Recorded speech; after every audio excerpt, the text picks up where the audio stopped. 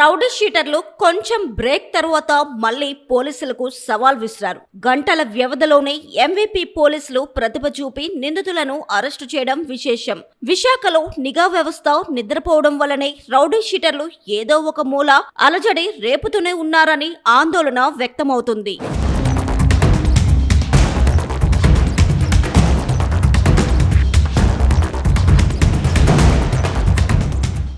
విశాఖ తూర్పు పరిధి ఇసుకతోట రామాలయం సమీపంలో ఇటీవల సంచలన ఘటన జరిగింది. శ్రీకాకుళం జిల్లా రణస్థలం రౌడీ షీటర్ పల్లా అనిల్, అతని అనుచరులు ఇద్దరు సోదరులపై కత్తులతో దాడి చేశారు. దీంతో ఒకరు మృతి చెందడంతో కేజీహెచ్ కి, మరొకరిని చికిత్స నిమిత్తం మెడికౌర్ ఆసుపత్రికి తరలించడం తెలిసిందే. సంఘటన స్థలాన్ని CP Shankhabrata Bagchi, MVP CI Prasad, SI పరిశీలించారు. ఘటన జరిగిన గంటల వ్యవధిలో రౌడీ షీటర్, అతని అనుచరులను ఎంవీపీ పోలీసులు అరెస్టు చేసి ప్రావీణ్యం చూపారు. పాత కక్షల నేపథ్యంలో అన్నదమ్ములపై రౌడీ షీటర్ దాడి చేసినట్లు తెలుస్తుంది. ఈ ఘటనతో గతంలో గాజువాక వంటి ప్రాంతాల్లో రౌడీ షీటర్లు సాగించిన అరాచకాలు కళ్ల ముందే మెదిలాయనే చెప్పాలి. ప్రతి ఆదివారం టాస్క్ ఫోర్స్ సహా అన్ని స్టేషన్లను రౌడీ షీటర్లకు కౌన్సిలింగ్ చేస్తున్నా ఫలితం లేదని చెప్పాలి.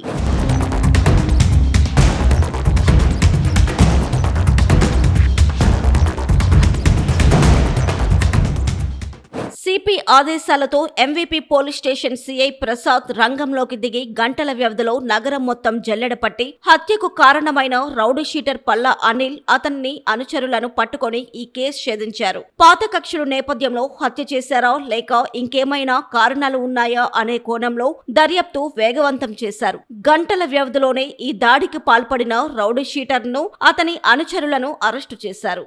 గతంలో పల్లా అనిల్ మీద ఎంవీపీ స్టేషన్ పరిధిలో ఉన్న రౌడీ షీట్ ఇటీవల శ్రీకాకుళం జిల్లా రణస్థలం పిఎస్ కి బదిలీ అయింది. వీరి మధ్య ఉన్న పాత కక్షల నేపథ్యంలోనే రౌడీ షీటర్ ఈ ఘాతుకానికి పాల్పడి ఉంటారని పోలీసులు భావిస్తున్నారు. ఈ కేసులో పోలీసులు చురుగ్గా వ్యవహరించి చాకచక్యంగా నిందితులను అరెస్టు చేశారు. సంచలన కేసు జరిగిన వెంటనే స్పందించి ప్రజల్లో పోలీసులు ఉన్నారనే ధైర్యం చూపించిన ఎంవీపీ సిఐ ప్రసాద్ ను సిపి అభినందించారు. రాత్రిపూట పోలీస్ గస్తీ పకడ్బందీగా లేనందునే ఇలాంటి ఘటనలు జరుగుతున్నాయని ఆందోళన వ్యక్తమవుతుంది.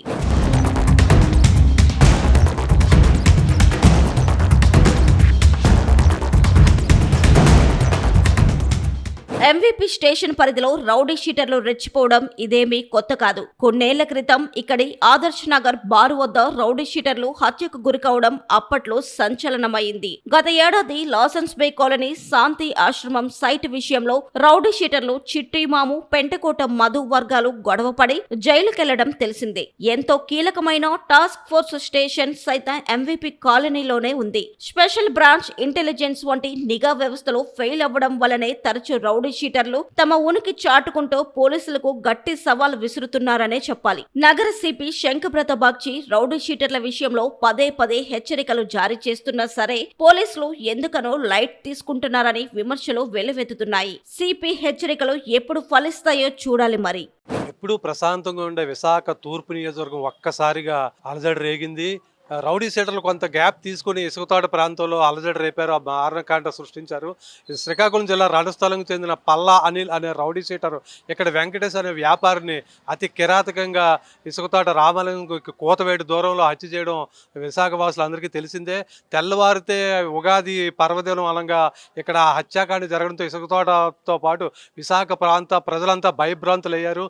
రౌడీ షీటర్లు ప్రతి ఆదివారం అన్ని పోలీస్ స్టేషన్లోను టాస్క్ ఫోర్స్లోను వీళ్ళకి కౌన్సిలింగ్ చేస్తారు. మరి రౌడీ షీటర్ల మీద ఎక్కడైతే నిఘా లోపం ఉందో అని ప్రజలు విమర్శలు ఎక్కుపెడుతున్నారు. ముఖ్యంగా నిఘా వ్యవస్థ, స్పెషల్ బ్రాంచ్, ఇంటెలిజెన్స్ వ్యవస్థలు నిద్రపోతున్నాయి అన్నట్టుగా రౌడీ షీటర్లు నిత్యం ఆ నగరం నలుమూలలా ఏదో ఒక చోట అలజడి రేపుతూనే ఉన్నారు. జిల్లా యంత్రాంగం, పోలీస్ కమిషనర్, పోలీస్ శాఖ స్పందించి రౌడీ షీటర్ మీద పూర్తి స్థాయిలో నిఘా పెట్టి ఎలాంటి అలజడి రాకుండా చర్యలు తీసుకోవాలని ప్రజలు కోరుతున్నారు. కెమెరామెన్ సూర్యతో శ్రీనివాస్, VB7 టీవీ, విశాఖపట్నం.